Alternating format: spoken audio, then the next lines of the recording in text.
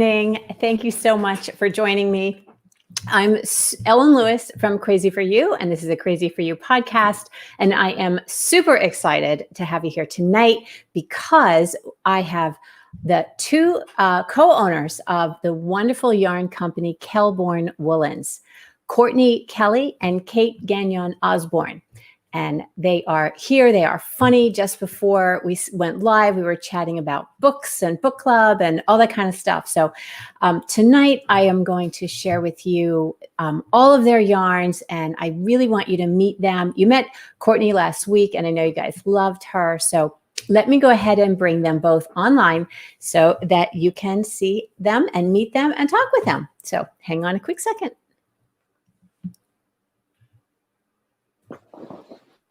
Hey, all right, welcome. Okay, so we have Courtney Kelley and Kate Gagnon Osborn. So yay, hi Mary. I'm so glad you guys could be with us tonight. I'm so excited about your yarns and about you guys. You are so much fun. Thanks. Well, thank you so much for having us. Oh, you're welcome. So last week, you remember we talked to Courtney a little bit and we had the Scout trunk show, and that was really fabulous. And if you guys missed that, it's still available. You can see it on YouTube. But anyway, like I said, I wanted to introduce Kelbourne and their whole line and both the owners to you. So yeah, I love your guys' story. You know, you started, you met working at the same yarn store. So I think that is so much fun. Tell us, how did you end up there, and tell us about your meeting and working together.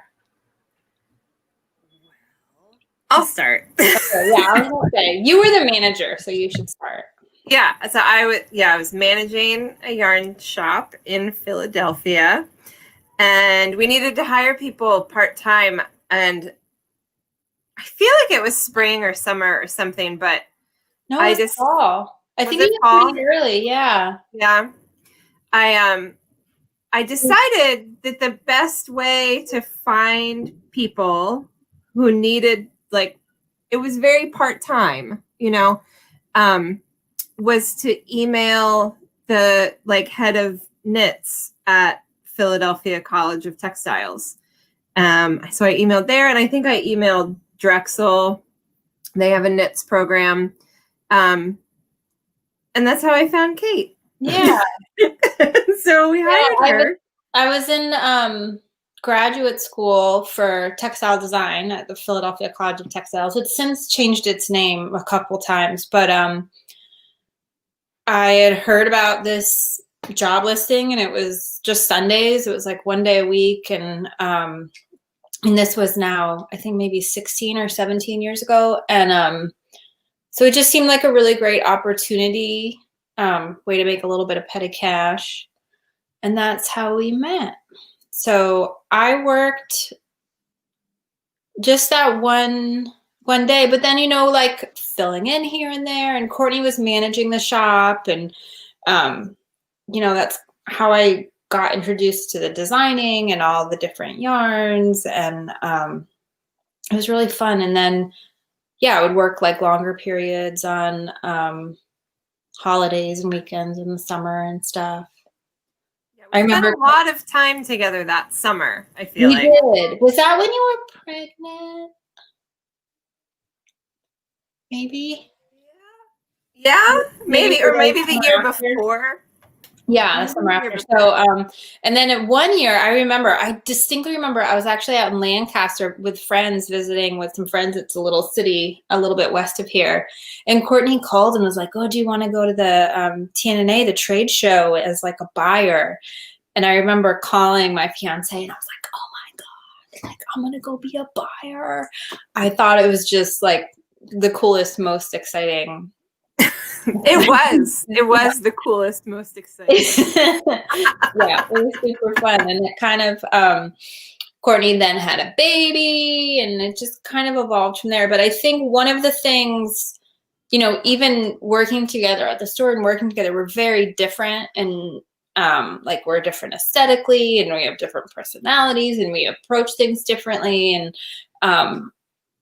that's always really helped in terms of working together. And one of the questions we get a lot, is like, oh, you guys must be best friends. Like, what's it like working with your best friend? And it's like, she's definitely one of my best friends, but our business and working and partnership relationship didn't come about because of a friendship. And I actually think in the long run, that's been really beneficial for us. It's really helped us in like communicating and working together. Agreed. Yeah, I think so. And it's, I think it made a lot of sense to go into business together. I think, I don't know, you like already said this, but like, it just, we already could tell, I think, that like there was going to be no drama. Yeah. Like this is just not how we rolled together, and it never really has been. Yeah, and I think you're really good too. If there was going to be drama, I would probably be the drama. And you're really good just like in generally with just like being chill and being like really like realistic and pragmatic. Courtney's very much like a long game player, and I'm very much like, okay, what needs to happen in the next 4 hours? And that's really worked. And I think if we agreed on everything, we actually wouldn't be able to make any sort of progress, because we would just be yes ma'aming each other, like to the detriment. I think where we bring our different perspectives actually is always been really beneficial to the company, even if, there's a meandering path to the end goal. And I've always said this, like, I think coming together as partners and coming together when we did, and, now almost 13 years ago with the business, no matter what we've done and no matter what the other one has said, or no matter what the approach or the opinion has been, we've always had the business's best interest at heart. So even if I'm like, she is so crazy, like, why does she keep wanting these stupid browns? Or like, she's like, Kate really needs to like lay off on all of these colors or whatever, or this yarn. Mint. It's always mint. I'm just so obsessed with mint, and it never stops. At the end of the day, we're like, okay, she has the business's best interest at heart. Like, we always have the same end goal, even if we have a much different approach. We get there eventually. A path. Yeah, path.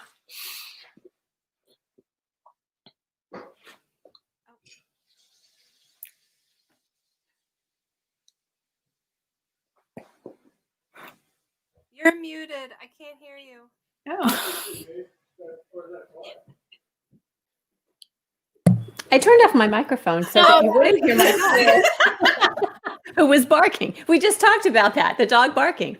But it is really important. I agree with you that you have the different perspectives. Like Ginny and Mary and I at the shop, we are all very, very different. And, I can come along and say, oh, I think this is a really great idea. And Ginny's like, wait, time out. Have you thought about this? And Mary's like, well, I don't know, So it does, it works. And I think, yeah, you agree. You can't have two people. It's like a marriage, you both have different roles and whatnot.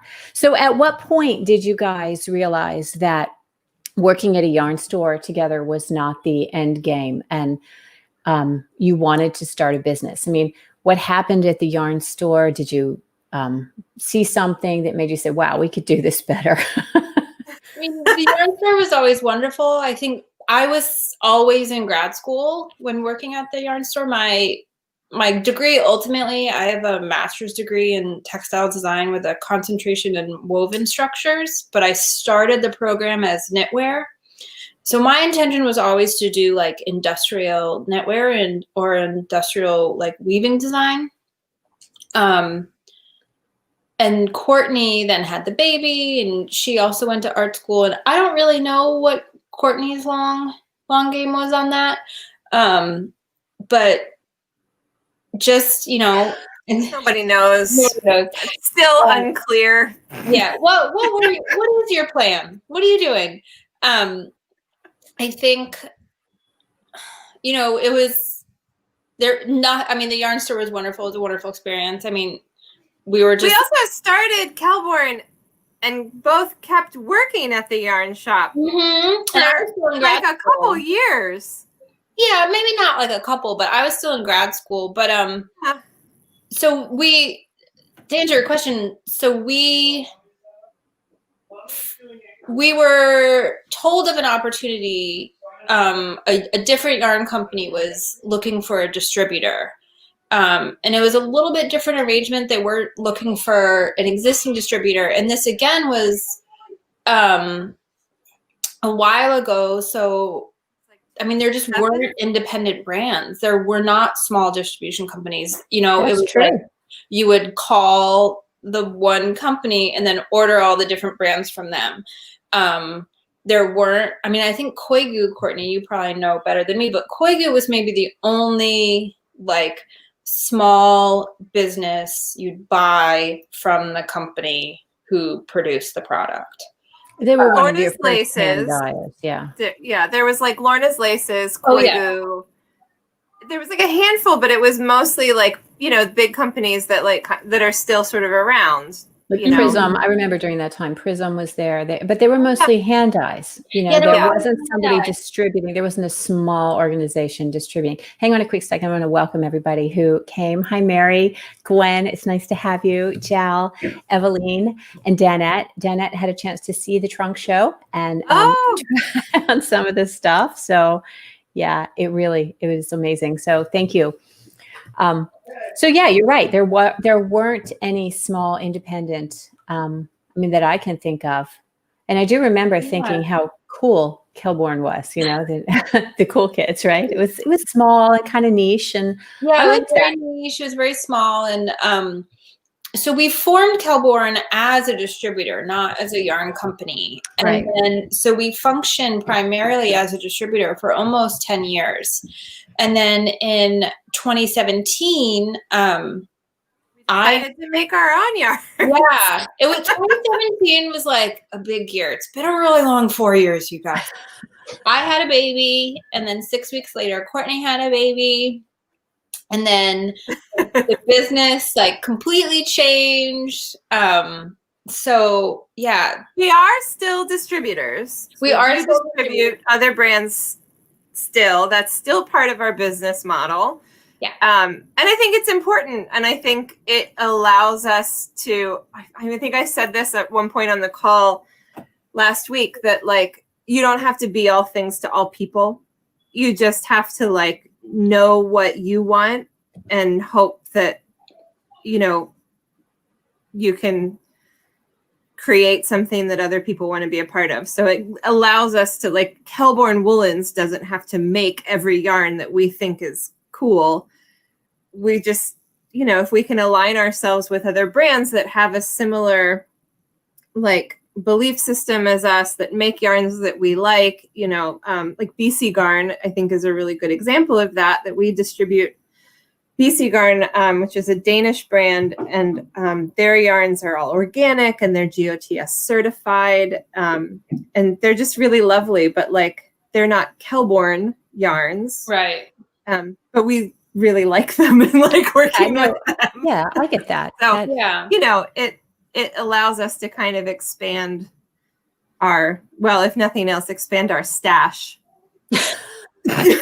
Always good. I love that you guys came from a yarn store background, because you definitely you feel my pain, you know what we struggle with as a small business, and what it's like to work with distributors and everything. So I love that. And like I said, I think it shows in your yarns. Do you want to talk a little bit about how your selection of yarns and everything is informed by your experience in a yarn store? As knitters and as people who have to deal with people coming back and saying, this yarn that I bought. Yeah, I think the goal with Kelbourne was always to have just just solid basics, like just yarn. Something that was really dependable, that people could always just, it wasn't fussy. It was never going to be the most trendy thing. It was never going to fall out of fashion. It was never going to be, out of reach. We just wanted it to be, I don't know, us, just kind of like beautiful, but like normal, like, it's just like... Well, one of the things that sorry if you can hear that. One of the things that we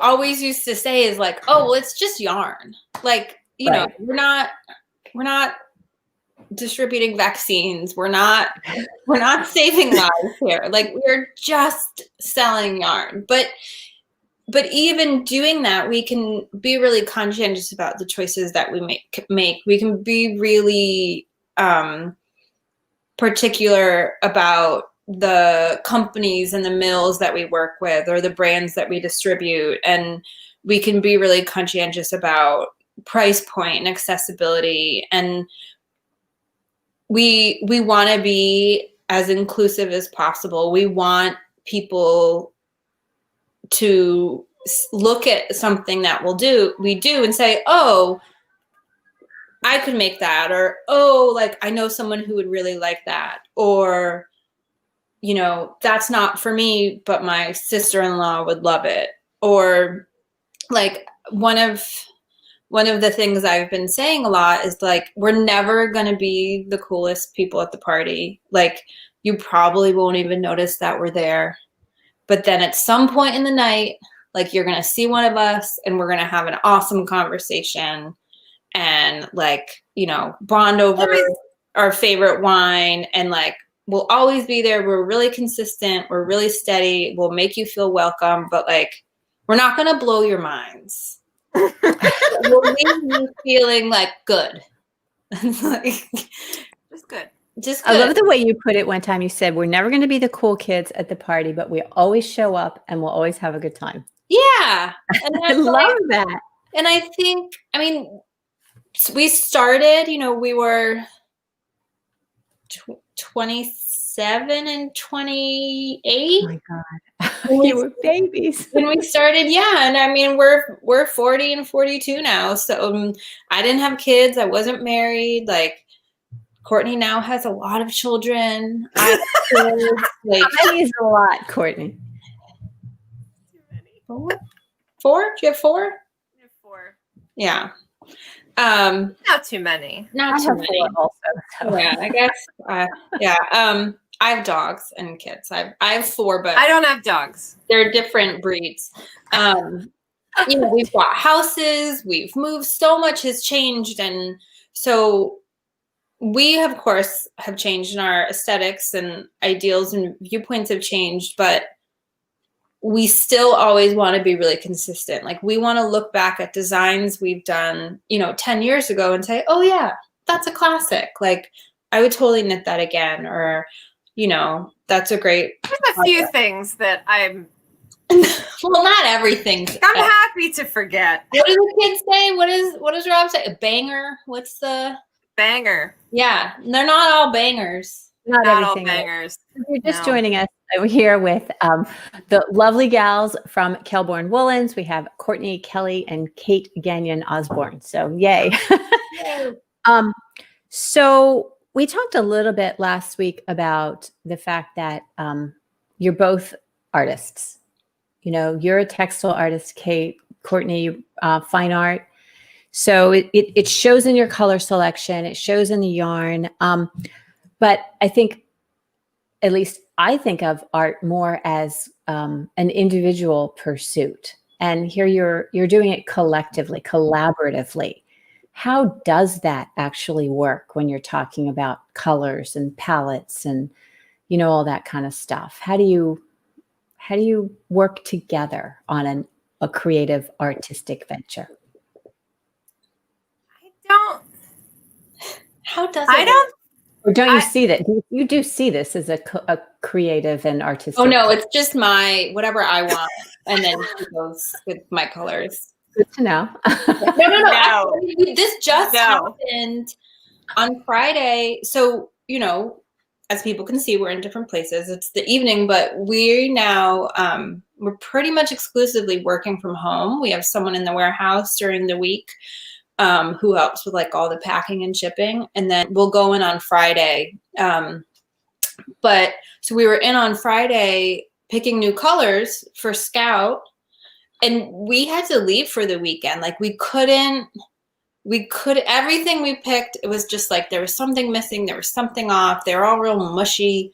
So we just left. We just kept pulling all these colors that were just so sad. It was very blah. It was very gray, very drab, like very down. And finally I was like, we can't, like, today is not the day to do this. Like, we're going to go home. We're going to have a fresh weekend. We're going to come in Monday night after the warehouse staff leaves, and we're going to look at all of this again with like completely fresh eyes, because it's not, we're just going around in these like sad, anxious circles. Like 5 different grays and a really weird purple. I'm curious, what is it you're looking at? Are you looking at what does the mill send you a palette of colors or options, or do you start paint chips?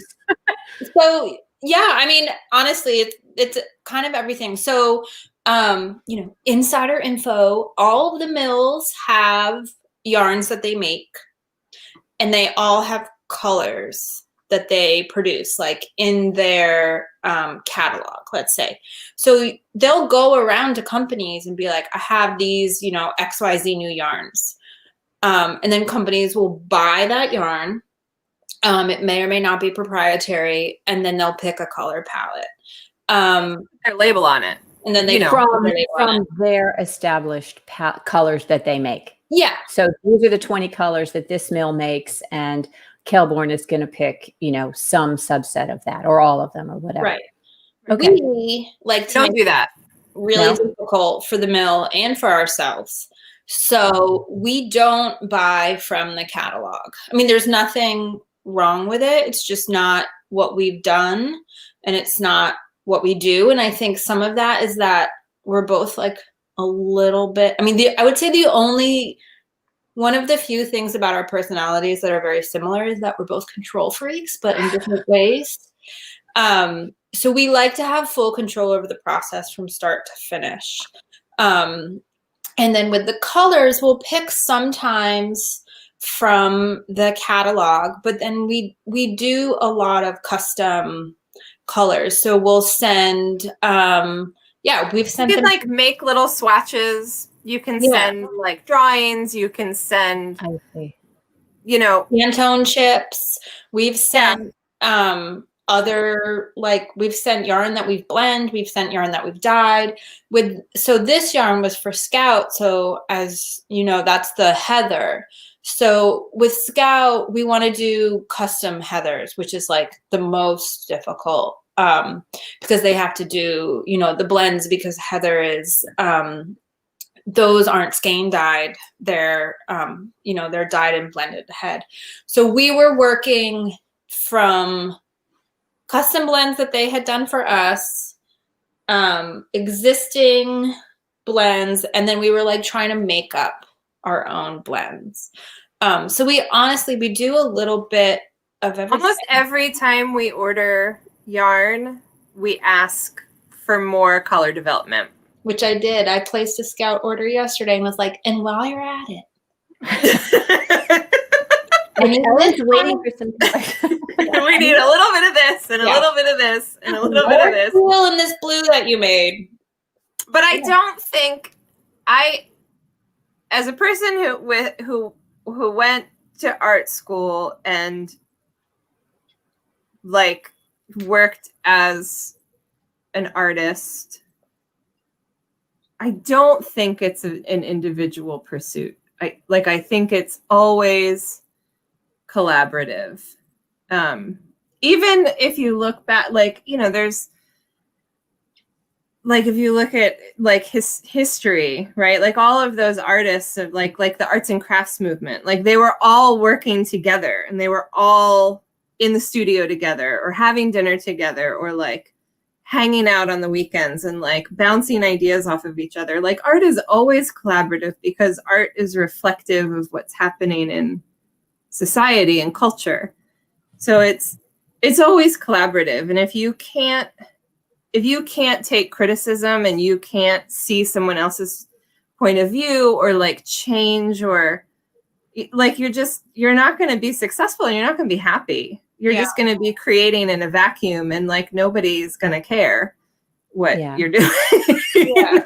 You know, you've got to, you know, you're always working together. Even if you're sitting in your studio by yourself, it's like that's just one very small piece of what happens. Original. Everything is just derivative anyway. And I think too with that, not only like being able to take the constructive feedback, being able to give feedback in a way that's both constructive and so that you can be heard. I feel like that's something I definitely have worked. Not that it was like a big fatal flaw, but I think that's something that we've both developed really well over time. And also understanding, like, you know, not taking it personally. Yeah. I mean, we're both really stubborn. It's like,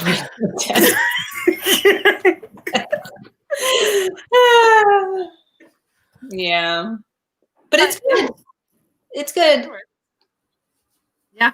You mentioned that, I guess, Courtney, you like more colors. Kate, you like a tighter palette, or is it the other way around? Well, Courtney's cheap. So Courtney doesn't like to spend any money. She's always trying to do like less. I mean, it's funny. I always want more colors, but only gray. And pink and mint green. I'm just like, it's so predictable. But like what's right above you? Look right behind you. Oh, I know. This it's like a little, I'm gonna pull this. Those are your colors. I know, it's like a gray and mint and like 2 shades of pink that are practically indiscernible, but you definitely need both. Yeah, obviously. This used to be Charlotte's bedroom, and there's still like remnants of old things we just never moved to her other room.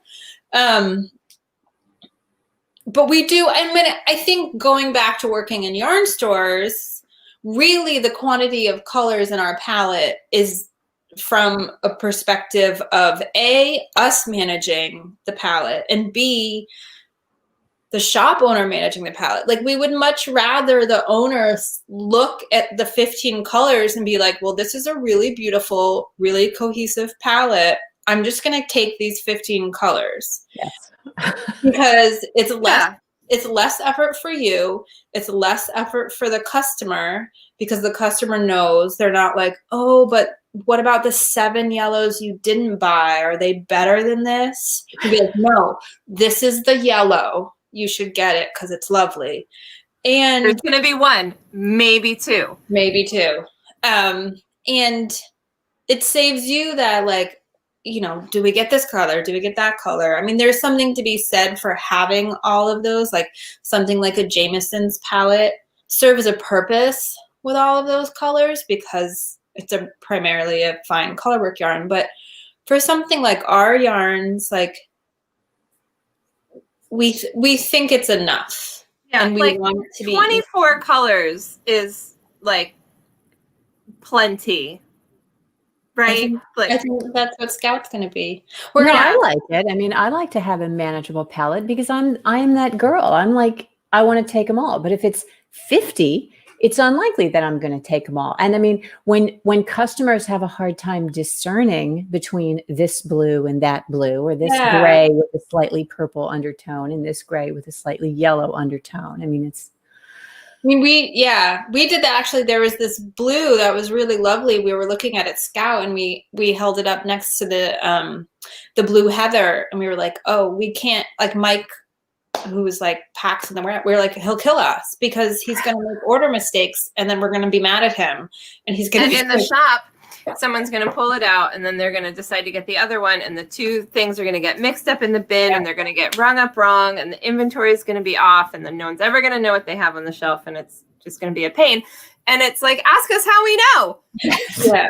See, I love that. You get it. You feel my pain. Yeah. It's bad enough when it just looks like maybe a dye lot is off or something. Yeah, you know, no, two different dye lots. We And it's distributed not like- this one company that like partway through or whatever, they like changed the color number or like name or something. I can't even remember now. And they were like, oh, but it's just the same. It's just been reformulated. And you're like, but it's totally different. You can't just like, Don't do that to me. you can't do that. Yeah.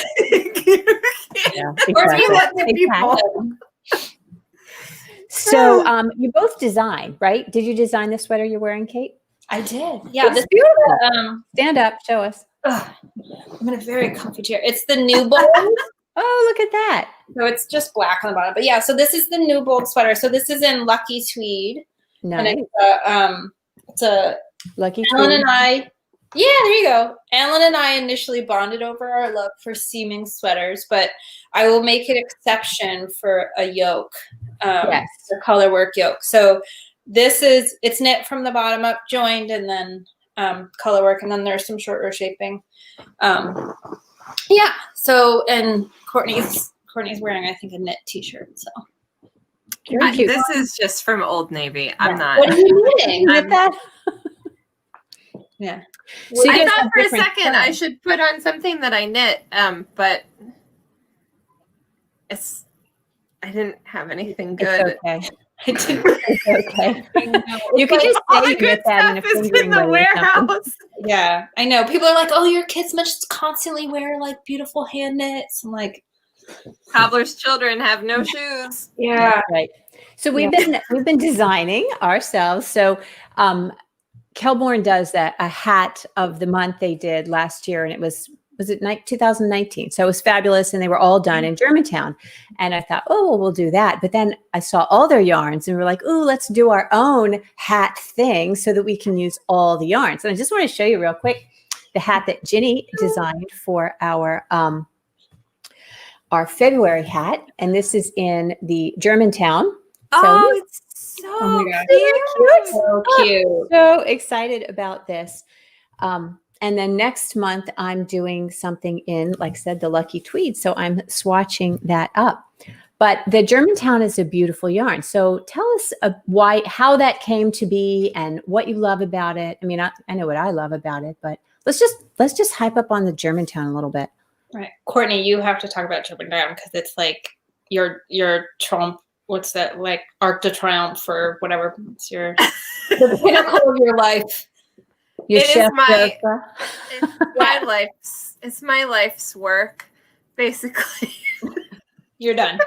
I think at one point you were like, "Well, I'm done now," and I was like, "Oh my God, you are not done. Stay with me." I love vintage stuff. I'm like a huge fan. I love like history. I love historical knitting patterns. I love like fashion history and art history and like all this. Anyways, so I have like tons and tons of old knitting books, and not like 50s, but like stuff from like, you know, the turn of the last like 1900. cool stuff. 1800s, 1900s. Like, Yeah, cool. I'm so into it. But there's always this yarn that comes up again and again and again, Germantown. And so I was like, what does this mean? And so the history of Germantown yarn is really, really interesting. It's been a yarn since like basically before the United States of America was a thing, right? Like when Pennsylvania got settled and Philadelphia got settled,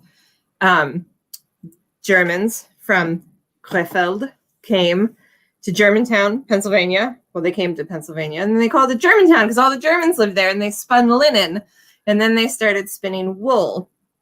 And it just became known as Germantown wool. And so there's always been a Germantown wool produced in the Philadelphia area since like before Philadelphia was like a thing. Before the yeah, like it's kind of amazing. I mean, Germantown, which is now a part of Philly, was like going to the country. Oh, yeah. You know, but it's like right actually in the city.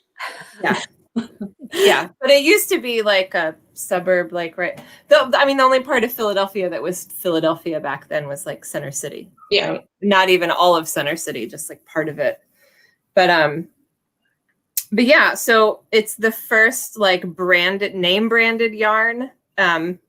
Somebody, I don't have my notes in front of me, but I have a whole like PowerPoint presentation that I could do next time. But it started being like mass produced under the name Germantown for Fleischer yarns, and then Columbia, and like every major company had a yarn that they called Germantown, and it just meant wool. Like this is our basic wool yarn.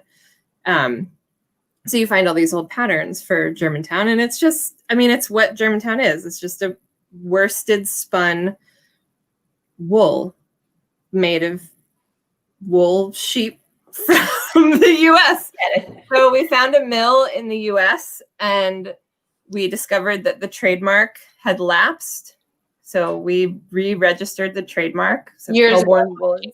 Years ago. Huh? Years ago. This was not recent.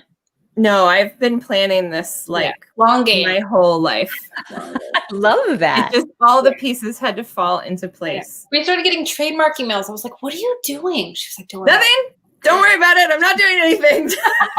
Pay no attention. I've hired a trademark lawyer, but don't worry about it. It's actually your brother-in-law, your sister-in-law's yarn brother. It's fine. What? Sorry. So Ginny was saying when she was, designing this, I mean, she's like, I really have to give a shout out to this yarn because, part of the design process is like, one step forward and two steps back. She's knitting it and ripping it back and knitting it and ripping it back. She said it was so wonderful. You knit it and you rip it back. It doesn't pill. It doesn't shred. It doesn't, it's a workhorse. I mean, and I love that. I remember Germantown being just not distributed, but like you were saying, Bernat, when Bernat was a small independent company, Eleanor C. Bernat designed for them. She always they had a Germantown, I remember. Yep. Were they the ones to have the trademark? I can't remember who was it last. Oh, I don't think it was trademarked. It was just sort of a type name. Do you know what I mean? No, just the last. So, yeah, I mean, I think it kind of also goes back to that whole idea of like, it's just yarn.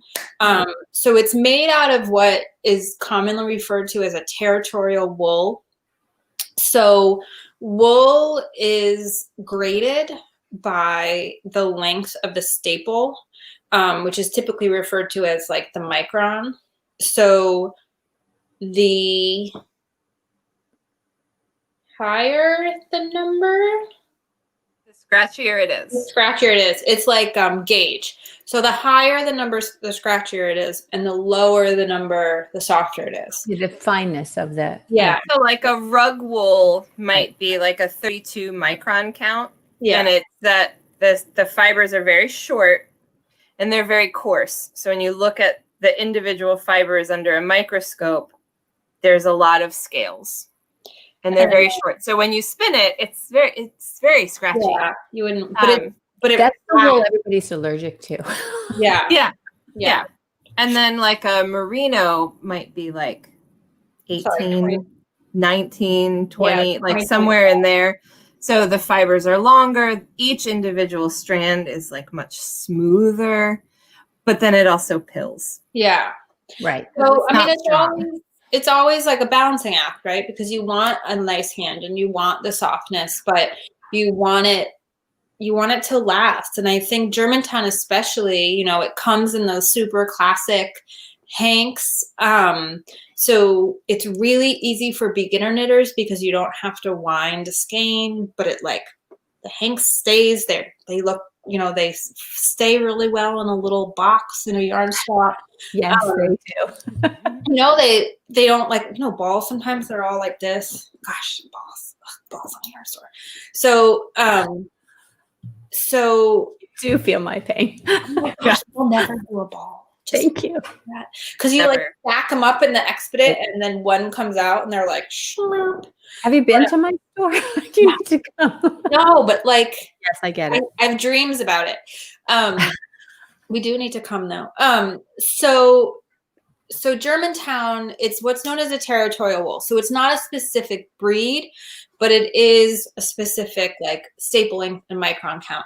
And it may fun. It's like they're all sheep that are they're all Cheviot. I think people say Cheviot.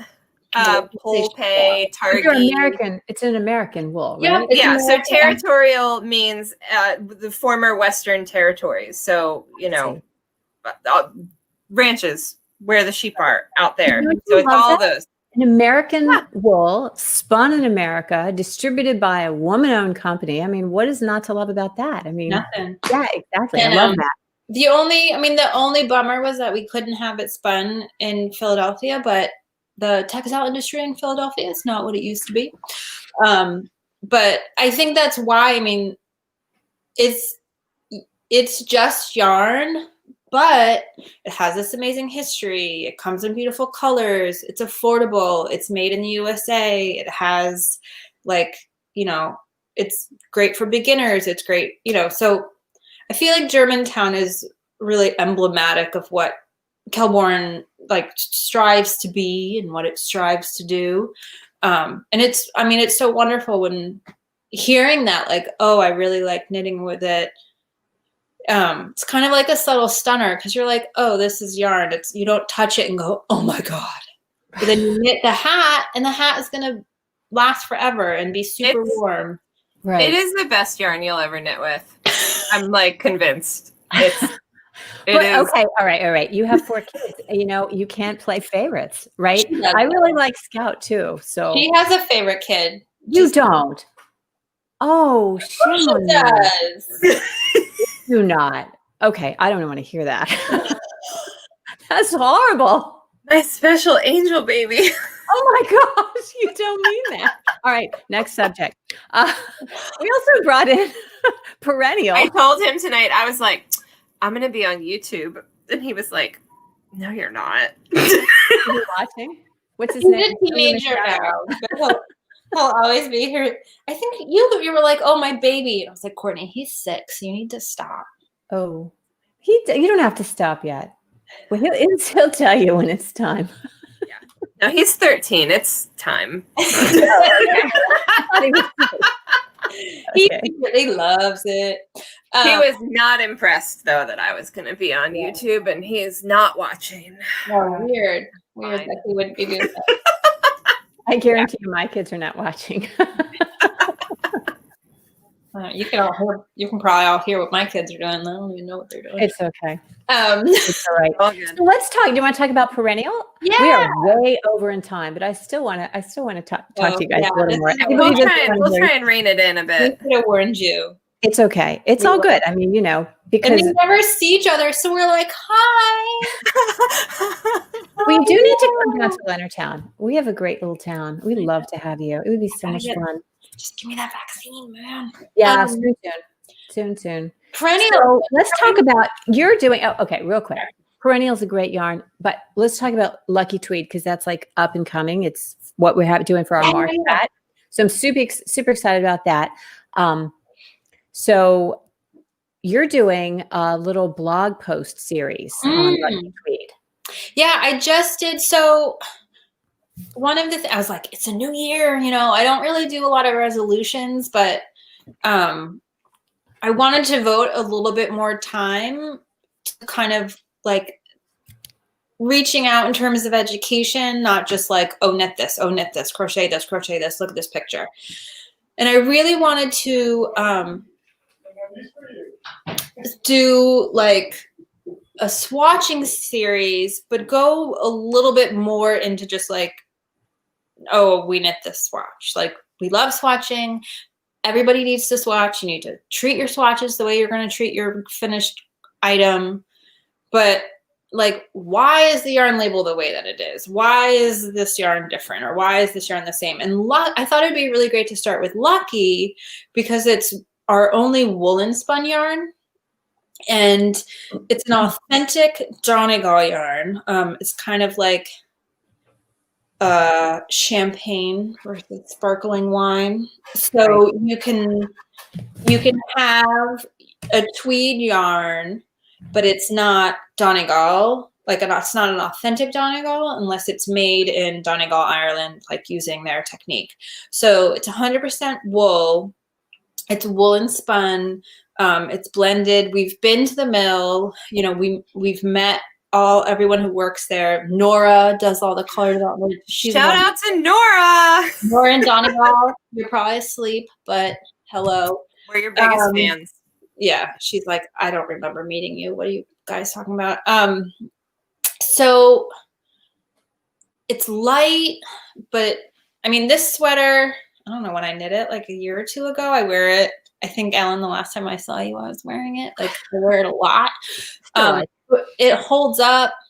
It has that really nice blend of being a little bit rustic, but it's merino, so it's soft. But the woolen spun kind of helps it hold its shape.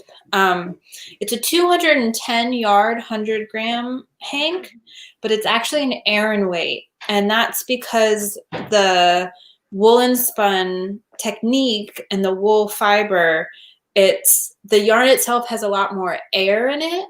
And there's less fiber per inch or per yard. So you get more length out of 100 grams. Like if this 100% merino was 100 grams was worsted spun, it would be a different gauge to get the 210 yards.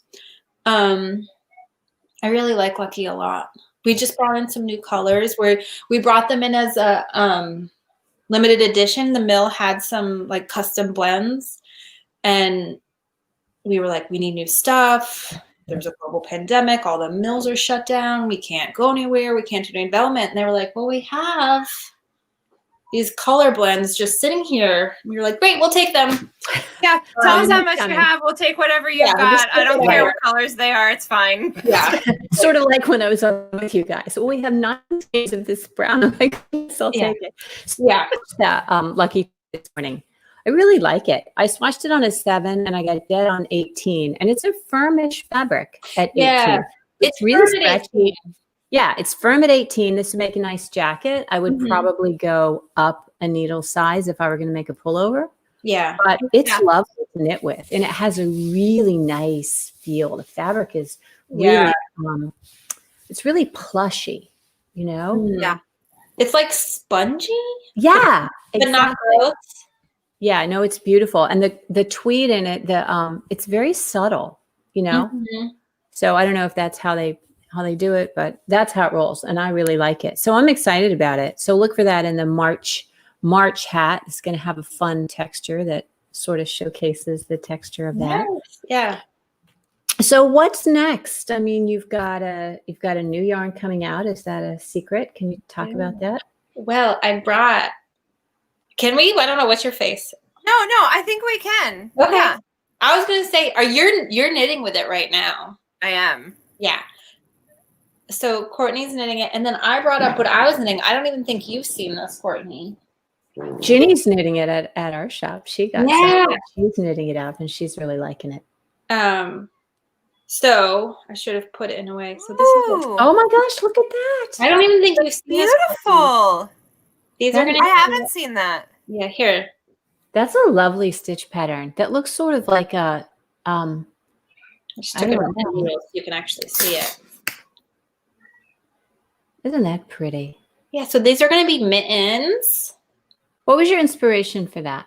So my brother and sister-in-law went to Peru and they brought this really beautiful weaving back. And there's a center panel that has these like diamond. Beautiful. Oh, I didn't bring the chart up, but it has this like diamond pattern. So It like this will. Sorry, I'm like looking at a mirror, so it'll go up. It'll go up like that. So yeah, it's really graphic. It does not repeat. Oh my, very cool. Yeah, It's a mitten, so that's okay. Yeah, that's they're fine. mittens. I mean, I just cast this on yesterday, so I'm pleasantly surprised with.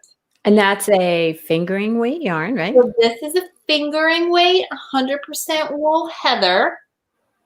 So you can maybe guess if we called it maybe the little sister. You can maybe guess what its inspiration was or what it stemmed from. And this will be out in March-ish, April-ish, depending.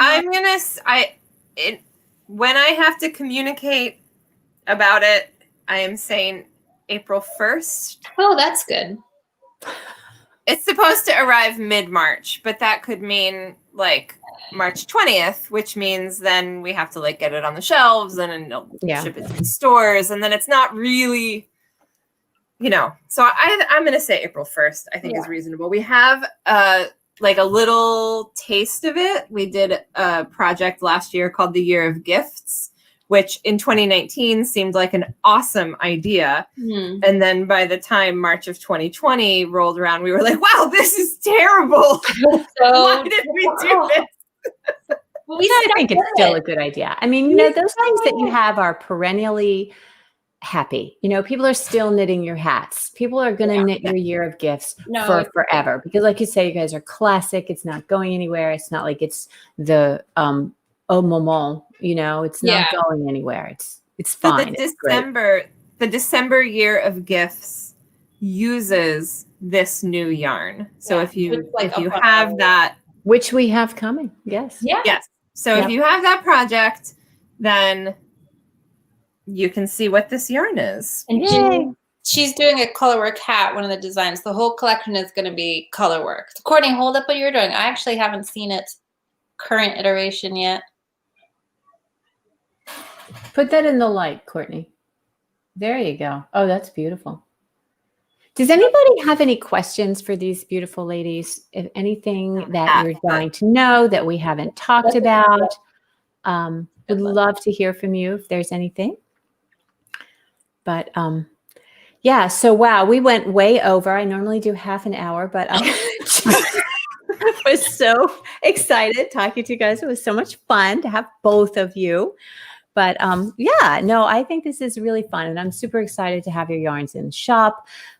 Super excited to be working with you. I can see lots and lots of new and fun collaborations with us and designing for you guys. So as soon as we can leave the house, we'll come. You're even like a day trip. You're so close. Absolutely. We're gonna do a retreat up to you guys too. I'll start doing retreats again. So that'll be super fun. But anyway, thank you guys so much for being here, and thank you for being here tonight. It's really fun to have you, and it's just so fun to see the people behind the brand. That makes it real. We're all just real. We're just real people, and I love that about you guys. You're so approachable and so friendly, and we're just friends. And so not friends, but friends. I think I always say I talk to Kate more than I talk to like people in my house, I think. Oh, sure. So, we're not friends. We're like, I don't know, we're like mind melded a little bit. It's okay. So yes, we're going to have a retreat up there. We're super excited. And as soon as that comes around, as soon as we all have the vaccine, and even if we have to wear our masks, I'll be fine with that. But so we'll plan on that. But anyway, thank you guys. I'm excited to have all of the new things. Is there anything you wanted to say before we sign off? I feel like we said a lot. Okay. If anybody has any questions for you, you can always email us and we'll answer them. But all right. Okay. Thank you guys for being here tonight. CourtneyWoolens.com. Follow us on Instagram. Yes. Follow them on Instagram. They probably have a Facebook page you can like and all that stuff. So absolutely do that. Subscribe, hit the bell, whatever they do. I still haven't figured that out. So all right. Until next time, keep knitting and create something beautiful.